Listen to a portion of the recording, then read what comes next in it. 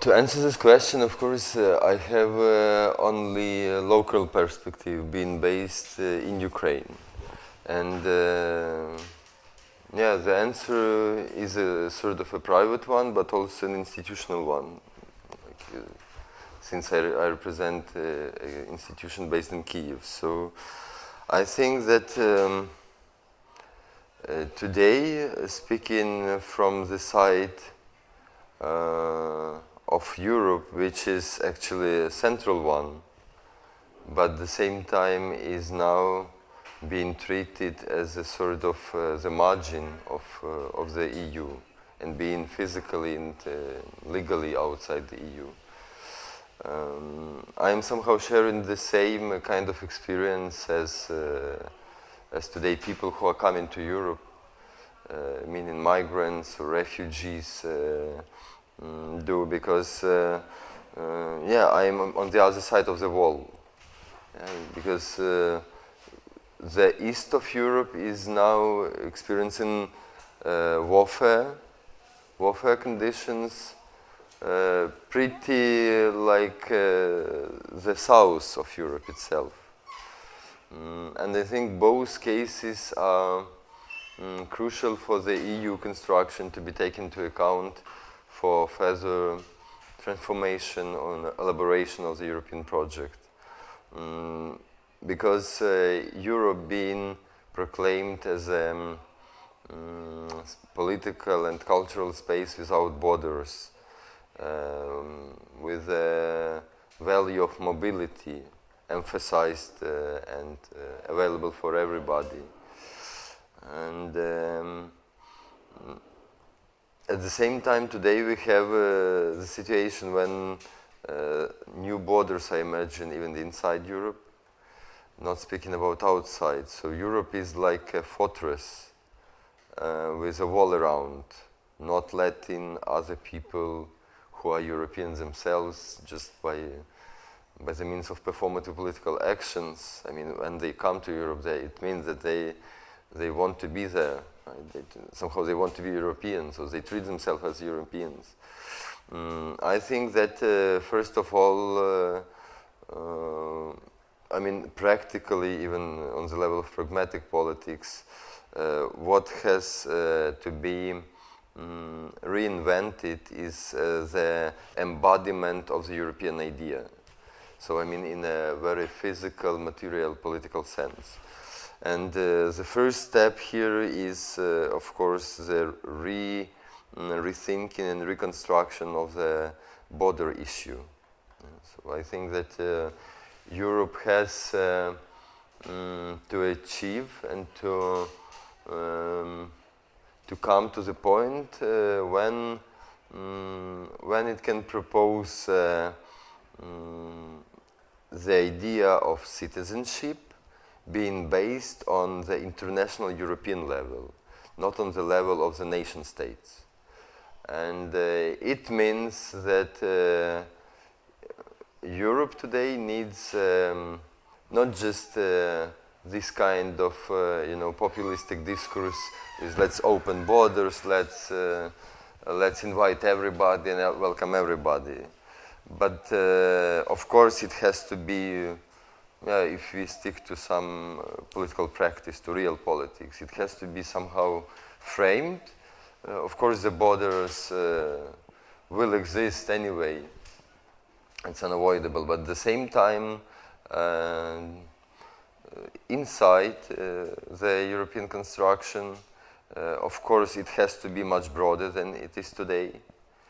And those people who are now excluded from Europe in a practical sense, Europe is challenged now, and it has to find the proper answer how to embrace all these territories that are now like knocking at the EU door.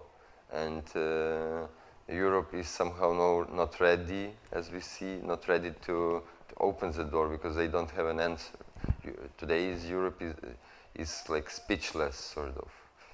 And so that's why I think my future not utopian, but somehow pragmatic vision of Europe deals or is based on rethinking of borders when those countries could be part of the future European construction, because today's one is for sure not sustainable anymore, even not about talking long run, but in the middle run perspective. So the idea of citizenship has to be based on some internationalism, on the European internationalism, and Europe as the construction which exists today also has to understand that this kind of resort conditions they still have, it's just they cannot be prolonged due to conditions that the European Union is facing from outside, and that's why we have like two wars somehow in the south and in the east, which are conducted, and Europe still stays like as if it's not about itself. So to be, I don't want to depict some utopian and futuristic visions, but it's rather that to be transformed and to survive in the current situation, the EU has to answer these two challenges, the border issue and the warfare, which are very much connected.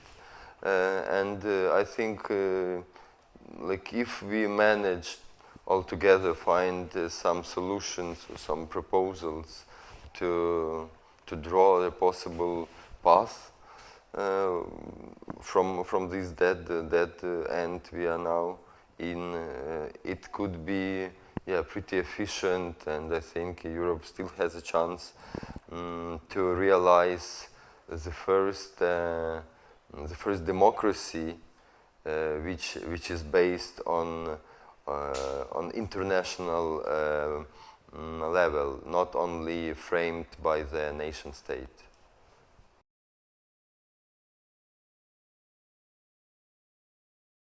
Yeah, well, actually, these are very connected questions, and the initial idea, the basic idea of conducting such kind of event as a biennial, which was supposed to take place and run by other institutions, which refused to participate in it. So it was cancelled, and we took over the event.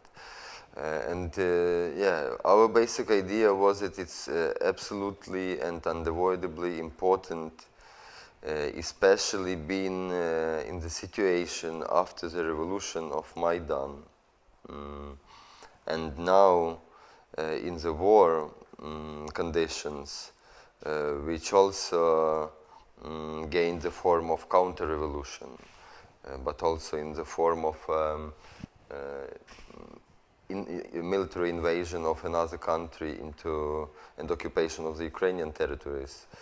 I think that in such circumstances, after the revolution and during wartime, it's crucially important to have such an event which has the construction of the school, because art, which we present at the biennial, and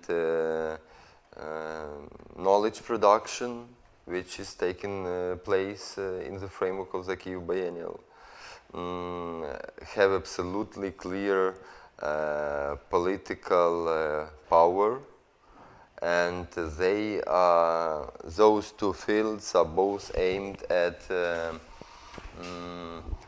proposing a new type of discourse, which is very much needed in Ukraine today. So the biennial absolutely has a very clear political aim, which is mirrored in its artistic content and social structure and educational form. And one of these aims is to propose new articulation, new discourse, how to describe, how to narrate the key issues, the burning issues which Ukraine faces today. So it's not only about Ukraine, of course, it's rather about the region, which is now endangered by the Russian, new edition of the Russian Empire with a fascist or quasi-fascist form. So it's also very challenging, and it also goes to the core of the European idea somehow. And at the same time, when we take into account the local situation in Kiev and in Ukraine, what we really understood, even during the Maidan uprising, that people are, the Ukrainians, the citizens of Ukraine, are really ready to go without any kind of compromises to the radical end. Yeah, they can really take highest risk, which is actually not so often observed in the European countries of the EU. And well, personally me, I would say that I'm really happy that something like Maidan, I mean the real revolution, happened in my life, and it was just, I was part of it. It's really, I think in today's world, it's pretty rare experience for lots of people. I mean, to see democracy in action, when masses can gather together and get rid of the dictator. Yeah. So it was really like a classical matrix of what democracy is about. So the people are ready for that, but still they don't have a proper political language to describe what they are doing and somehow to reflect on what they have done. And it's also important to have this kind of new political vocabulary or narration to be presented internationally, to be perceived internationally, because still we have a lot of left-wing or right-wing or whatever kind of political part of the political spectrum, stupidity of not understanding what Ukraine is today about. So a lot of these mixtures and propaganda-influenced stuff and false thinking, totally misled with some constructions which are imposed just by media strategies and so on. So that's why the biennial is a school, because we today after the revolution we are like going to the first class, and we are learning how to speak out about something. We are learning new words. Because and it's also the European situation. I mean, maybe the Ukraine is just like the same what Europe inside is facing, but in more radical, more explicit form. Not so because we don't have this kind of buffer zone which can protect you from really hard consequences of the events. And that's why we all want and need to speak in new words, use new words, and the biennial is somehow an experiment which proposes some possible realms. It's like a mapping of different realms that we can use and somehow reconstruct, reinvent our political language, not to stick just to some old left fetishes. I'm not a political fetishist at all. So that's why one of the structural components of the biennial is the called the School of Abducted Europe, because the Maidan uprising actually brought to the all-European agenda something which the EU itself is lacking, which is meaning that the idea of Europe, or some kind of belief in Europe as a tool as a vehicle for real social transformation. So this idea is usually not so obvious in the EU countries, because like even practically when you see in the Western Europe the EU flag on the demonstrations, usually it's just to be burned down. And in Ukraine it was just transformed into the revolutionary flag. Yeah, it was filled in with different meaning, with different form, different use. And Maidan in this sense, and that's why it's the School of Abducted Europe, that it was like reclaiming Europe. It was a return of Europe in a new form, which was much more European than the EU itself. And in the framework of this school, the Kyiv Biennial, we are trying to rethink European project, taking into account, so to say, the idea of bigger Europe. Also avoiding this kind of typical neo-colonial approach of between the European metropolis and peripheries. Yeah. So we are like putting emphasis on these peripheries and like trying to underline that there is a huge pressure from outside, which has to be like somehow internalized by the EU in order to rethink itself. And we are proposing a discursive and artistic program in this school, which deals with these issues, with these problems, and also all together. So it consists and includes different people from like I don't know, lots of European and Western and Eastern European, non-European countries, in order to give different projections and different views on how we, being somehow local, can propose some experience which Europe itself is lacking.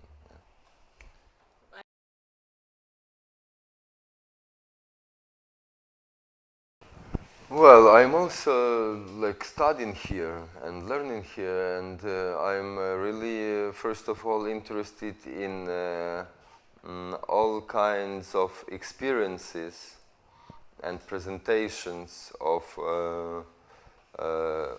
those people and those initiatives who are really working on the projects, in the organizations, which can be really sustainable. Right? I don't believe just in movements. I'm not interested in movements when people are just gathering somewhere, just having fun, and it's like party politics, you know.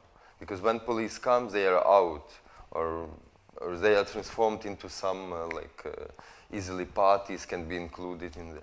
I'm really interested in some institutionally based initiatives which are creating really like an alternative type of politics, alternative to what exists today.